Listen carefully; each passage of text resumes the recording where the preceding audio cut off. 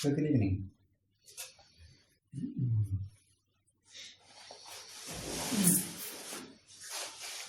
You come into an environment like this and it's quite different from what you're used to. Or what are you used to? I don't know, maybe it's not different. There's a sense of otherness. It's that other. There's a statue, and incense, a candle. There's seats, you're sitting on the floor. The cushions are round. They're black. Everyone's quiet. No one's moving. What's going on? You bow. There are bells. You move slowly. You bow again. You chant words that seem strange and foreign. Another bell, another bow. More silence. Sitting still.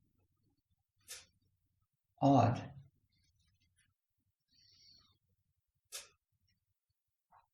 These are all the forms of this practice. And these forms have a certain intention. Each form of practice that we do is setting it outside of your ordinary experience in order to accentuate or to highlight a certain aspect of what it means to be here. It's intentional. We do these things with a certain intention. We slow down in order to pay attention. We don't move in order to pay attention. We chant in order to pay attention to our voices.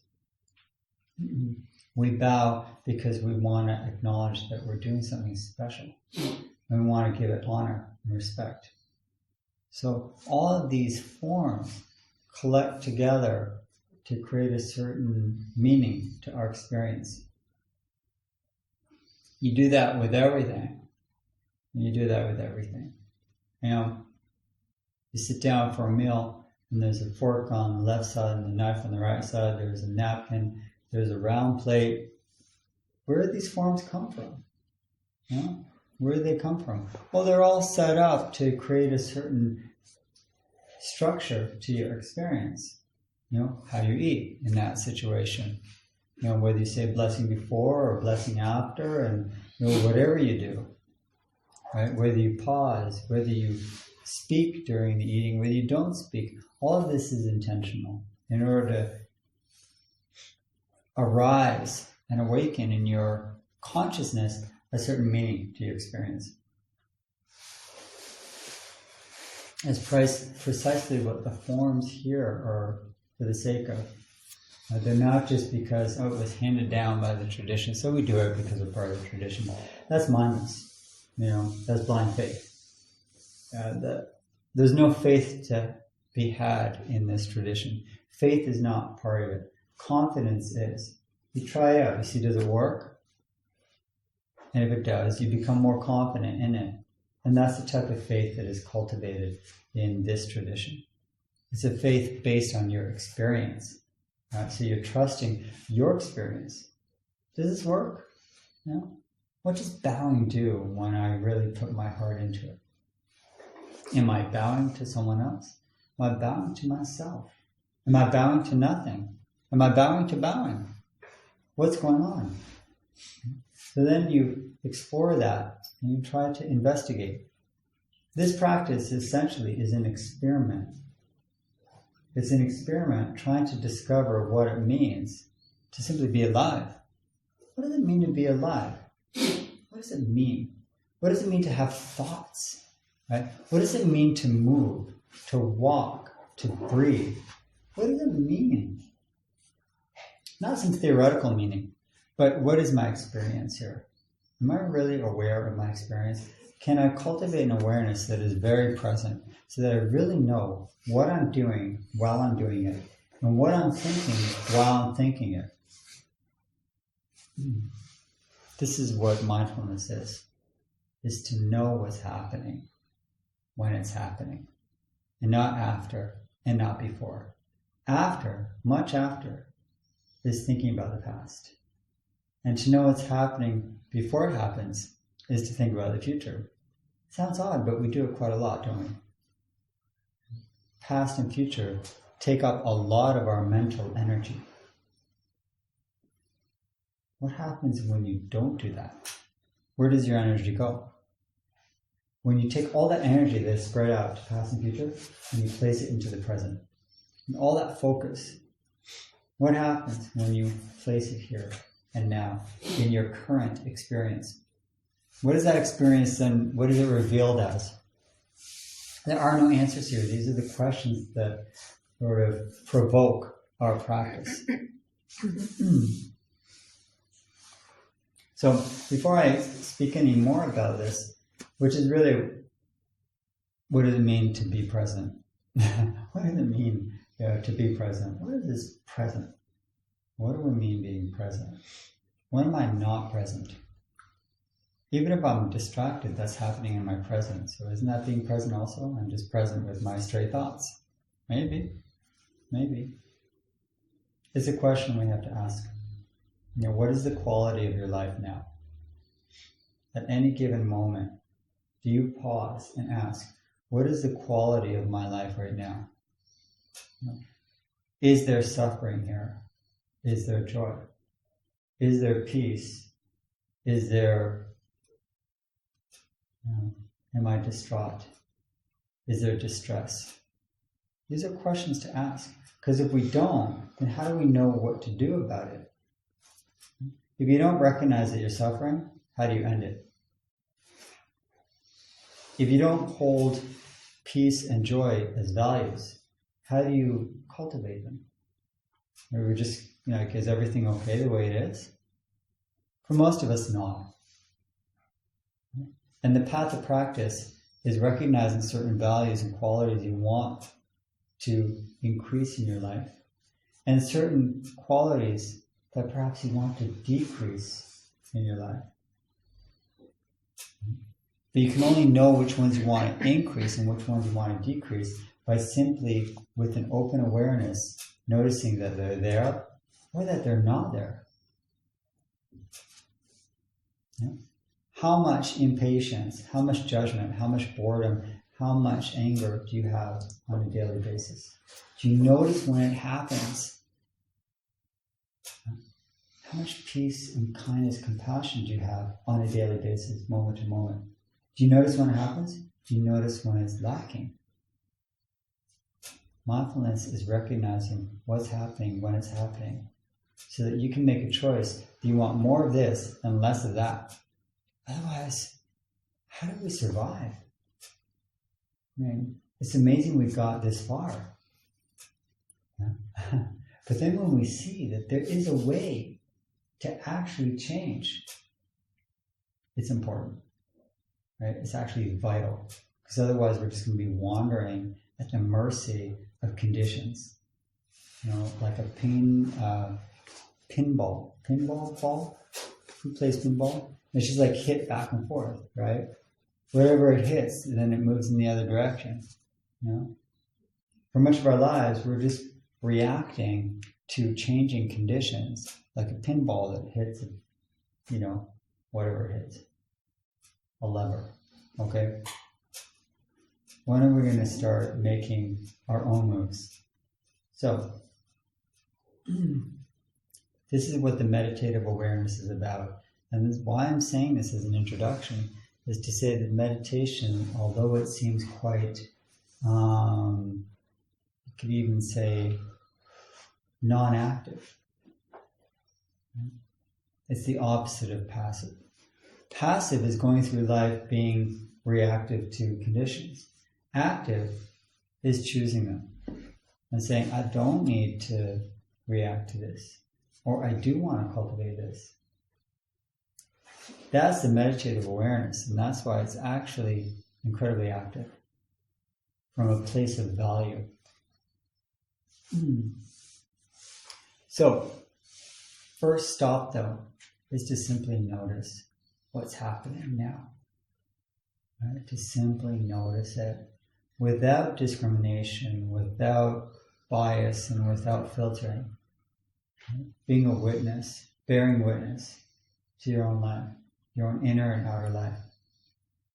That bearing witness, where you sit and you have calm abiding. Calm abiding means you're going to sit with it. Even if what you're noticing is distressful, you need to cultivate stability in order to sit with it, in order to observe and witness that. You need to be calm with the upset. That's a skill we develop. To be able to have some stability, to have a stable awareness, even in the midst of trouble. That's why we call this a practice. But if you fully identify with that trouble, then your mind is going to be troubled. Can you observe trouble from a calm place? That's what we want to cultivate. That's the skill we want to cultivate in meditation. Because the trouble is not going to stop. Being alive is encountering trouble. That's called the First Noble Truth. Is dukkha, that there's difficulty in life. Right? To be alive is to inherently experience, inescapably experience difficulty.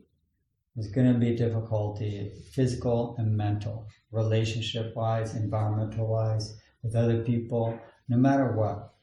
Conditions change, what was once comfortable gets uncomfortable. Sit for more than 5 minutes, your body's going to start hurting. No matter what, the conditions that are constantly changing are going to cause us pain. That's a noble truth, right?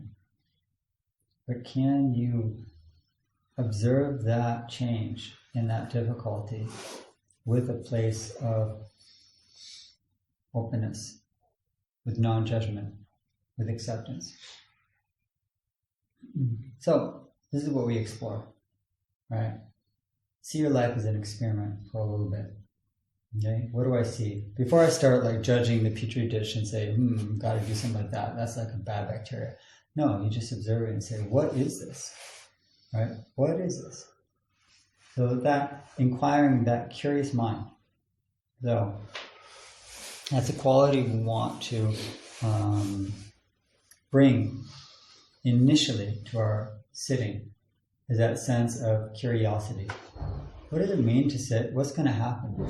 You may have sat for a long time. You may have been sitting for years. It may be your first or second time. But with each time we approach our cushion, it should be with that sense of what in Zen is called beginner's mind, but that sense of curiosity. I really don't know what's going to happen in the next 5 minutes. I really don't know. Can you honestly say that? Right? Yeah, you've sat many times, maybe it's the same place, maybe you know that this time of day nothing happens, right? It's going to be quiet outside. Great. Right? Really? Really?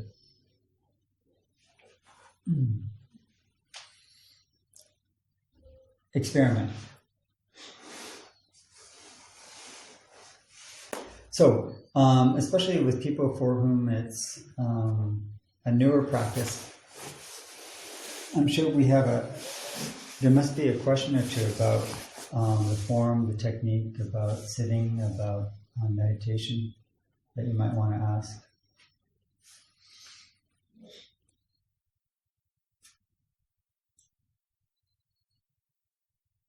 Even if you've been sitting for a while, you can ask.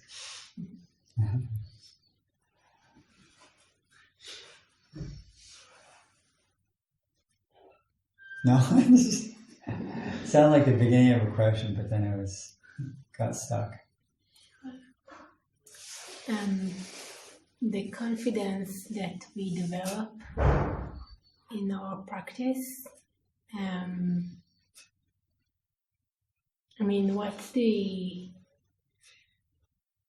When I experience difficulty,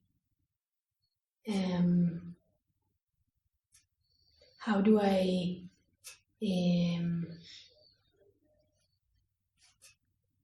not or avoiding practice from faith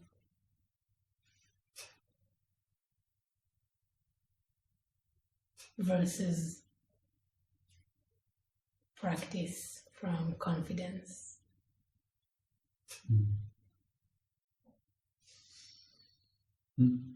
Well,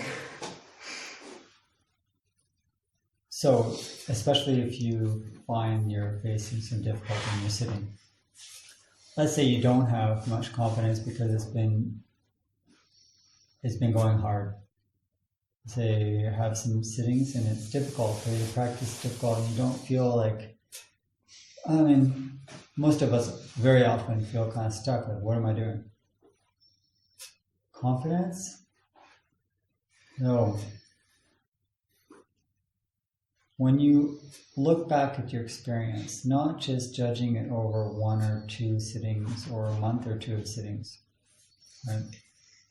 But you look and you notice that there have been moments of clarity, that the nature of your mind you have seen from time to time, maybe a glimpse here or there.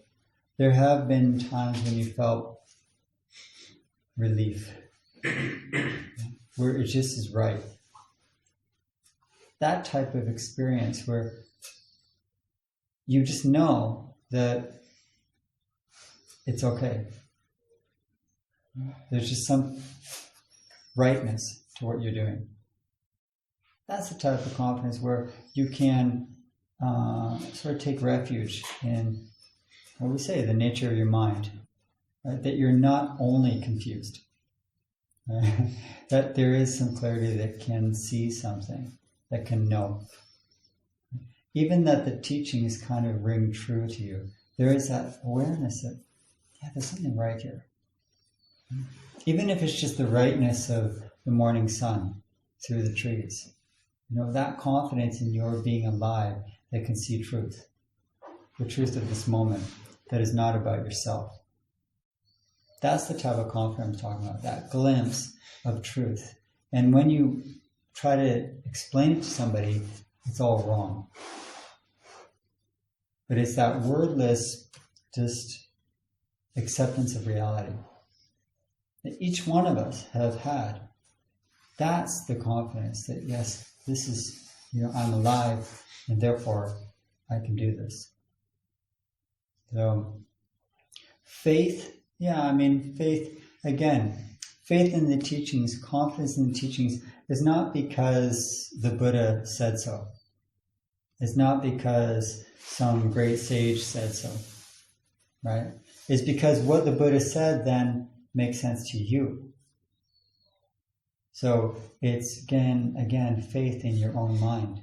It always comes back to your mind. Why does it make sense to you? Because you were convinced? Because you just said over and over again, it must be true because the Buddha? No. Something agreed with your own consciousness. So whatever you're having faith in, it's in your mind to be able to see truth. That's the true faith. It's always, this practice is bringing us back all the time. The teachings point to one thing, the nature of your mind. They're not pointing to anything that the Buddha said. They're all pointing to the nature of your mind. So if something seems right to you, what's right is your mind. That's the faith I'm talking about.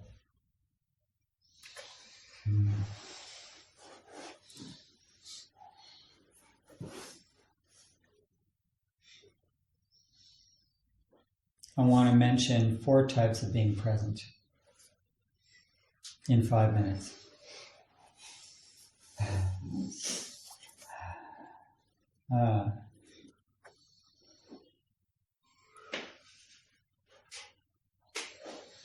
Last week, in Tel Aviv, Rory asked me, he said at the end of it, so, isn't it possible to be present? Don't some people understand being present as a kind of escape? Like an escape. It's difficult, so I'm going to be with my breath. And kind of withdrawing from, the outside world. Because even the Buddha wrote at the end of his life that his one advice to his disciples was, be an island unto yourself.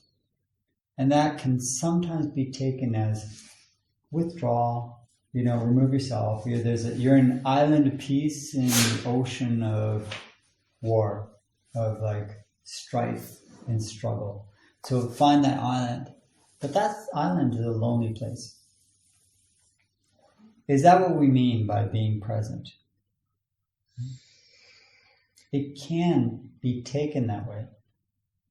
But that's a very limited way because it doesn't understand what it really means here to be present from a meditative, a mindful place. Right? And there are 4 kinds of directions then of being present. One of them is called sort of focused awareness, focused presence. What is a focused presence? The first stage is when you notice that your mind is all over the place. That's one thing. Okay, you notice that you're distracted. The normal state of mind. It's so normal that we don't even think it's distracted. We just think that going quickly from one thing to another is just all right. But mainly when we're going to past and to future. You're thinking about what happened. You're thinking about what happened either an hour ago, about what happened 10 years ago. And it still draws up certain emotional reactions. You're still having that argument with your sister when you're a kid. You're still upset about what someone said at work. You're still happy because you were praised. All these things that give you a sense of self coming from the past. Your mind goes back there, And equally goes to the future. What am I going to do tomorrow? What am I going to do in 10 years from now? Past and future are strong distractions. There is a time to think about those things. During meditation is not that time. Okay? I'm not saying it's always a distraction. Just know when is the right time to think about it. And when you're just going there by habit. You're going there because it's compulsive, not because you chose it. Mindful presence is an act of choice. Are you choosing where your mind is now? Or is it just going there, drifting because of the currents, your mental currents of habit that you've been cultivating for many years? So that even without thinking, your mind just goes there. Right? That's number 1. It's focus. That's the first way to be present. Notice when you're past, notice when you're future, come back to the present. All right. The next way is when we're choosing to be present, we're obviously choosing not just a general present, we're choosing a specific one, meaning the focus is on your experience now, right? Your breath, the sounds, okay, the taste of, a cup of tea, the conversation you're having with your friend, whatever your moment is, that's what you're paying attention to, right? So number 1, you notice when you're not present, you're past or future. Number 2, you bring that awareness into your present, your actual experience. But there's more than that. What happens when you actually are focused? What happens? Well, you may notice that it's a good place, that it's actually joyful, it's pleasant. Something opens up, a deep appreciation. So mindful awareness of the present is not just a neutral state, it's actually joyful. Whatever you pay attention to opens up something in your mind. There's a flower, a blossom opens when you really are present. So there's joyful awareness. That's the second aspect of present mind. It's focused, meaning it's not past or future. It's joyful. It doesn't mean that you're exploding with rapture. No, it's just like, wow, I appreciate this. I appreciate being here. I appreciate this moment. Okay? I appreciate this. Even if it's difficult, I can still appreciate it. Isn't that amazing? You can be on a really, difficult road. This is what it means to be alive in this moment. Right? This is my practice now. That's appreciation. That's the second aspect of present mind. Okay? It's focused. It appreciates. The third one is that it's a mindful present. What does mindful presence mean? It's in accord with the teachings. It's oriented. You have a certain orientation to it. It's not just, I'm going to appreciate my moment, but that moment opens up a certain depth. Right? If it's just the present experience, like eating that cookie, yeah, it begins and ends at that cookie. Okay, great. That's where a lot of teachings of mindfulness go. They only go to the taste of the cookie, right? And then to the next experience that you have physically or mentally. But real presence opens up a depth of awareness where you understand the nature of reality. It opens up the truth of the teachings where you know that things are really impermanent. You know that things, when you grasp at them and you try to hold on to your experience, it causes suffering. And you know that nothing has an inherent self to it. Those are the teachings, the nature of reality, that when we're present, we start to understand more deeply in an intuitive level, not a cognitive one. Intuitively, we understand impermanence. Intuitively, we understand non-self. And intuitively, by really being present, we understand if I try to hold on to that present, I will suffer. Those are the nature of reality that we understand by being present. That's the third aspect of present mind. It is focused, right? It is appreciative, right? And it sees insight into the nature of reality. This is a bigger test. Can you explain it again? Which one? The third one. The third one. The third one is that when we're really present, we gain insight into the nature of reality, right? Into anicca, anatta, and dukkha. We understand the three characteristics of the way the world is. The world is impermanent. When you are really present, being present is to notice the change. If you're really present, you notice that this present is moving. Okay? So you understand impermanence. A lot of mindfulness is just being present. It means you're going to experience it more. You know what that is? That's ego. That's wanting more. Meditation, if you only teach it in terms of, you're being more like focused on your experience, it can even strengthen your ego. Okay, mindfulness practice can strengthen the ego, right? That's why they teach mindfulness to, business schools and sports teams. So they say you got to be really present, don't be distracted, and you'll win. Okay?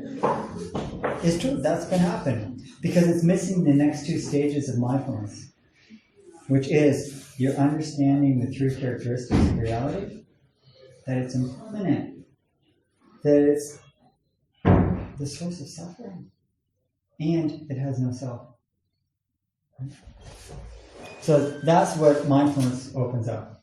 Real present mind, if you're really present, you're going to understand the nature of life. If you're really present. Not like that, but as a practice, it opens up wisdom into your awareness. Okay? So, the fourth aspect of being present is that it's active presence. When you are focused, when you appreciate your moment as your practice, when you understand more deeply the truth of reality, then you know what to do. The fourth present mind is knowing how then to relate to reality. It's the active mind. Now, if you don't have some clarity, how will you know then how to be mindful and active? How do you know what to do? How do you know what to do?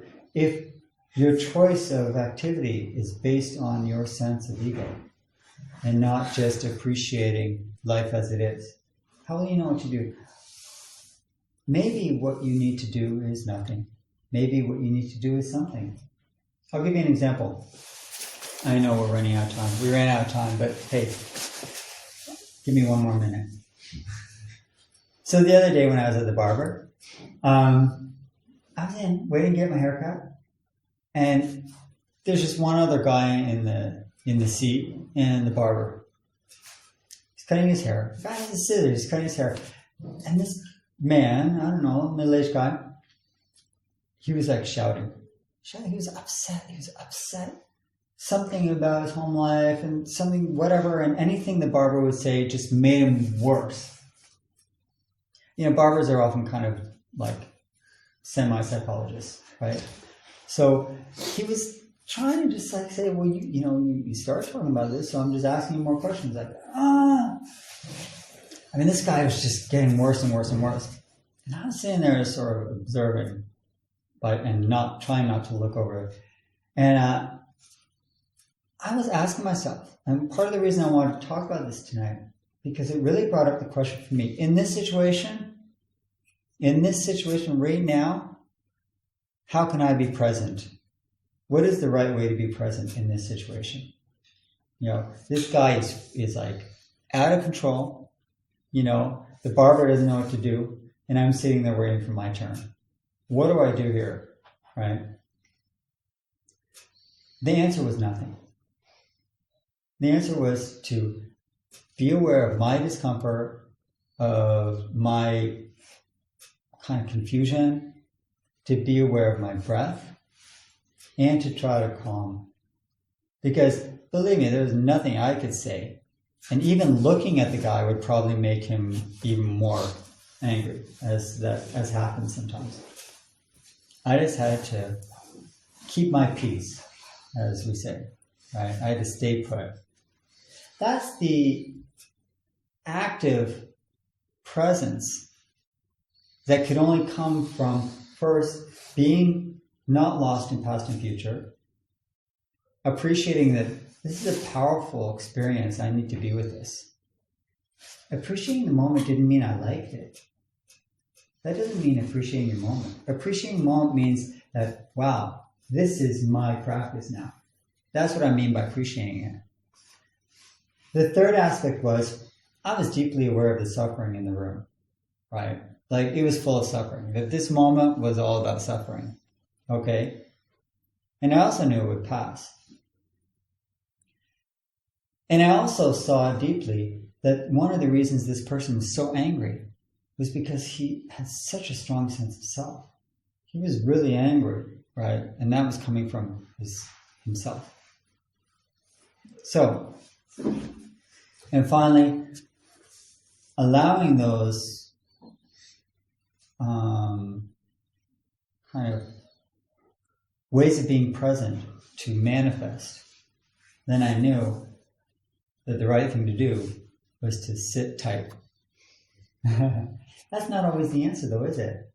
But you won't know what the right thing to do is unless you go through those other three aspects of being present. So being present and being mindful and meditating is not a passive thing at all. It's very engaged. But sometimes what you have to do is nothing. But not all the time.